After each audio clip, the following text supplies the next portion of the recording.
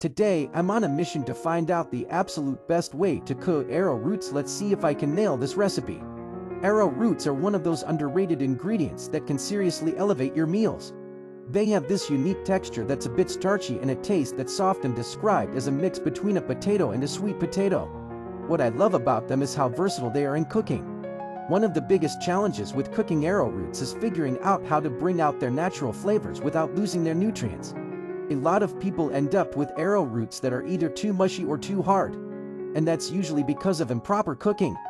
You see, when you overcook them, they lose that lovely texture and most of their nutrients. Boiling is a common method, but it can be tricky. If you boil them for too long, they become too soft. The key is to boil them until they're just tender.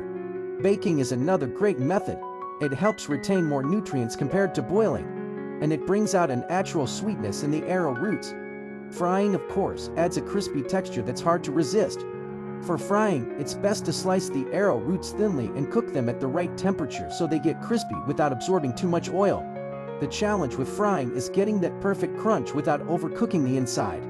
I've experimented with various methods, and I have to say, baking is a game changer. It not only retains the nutrients but also gives the arrowroots a lovely caramelized flavor. For baking, I recommend cutting them into similar-sized pieces, tossing them with a bit of olive oil and seasoning, and then baking them until they're golden brown.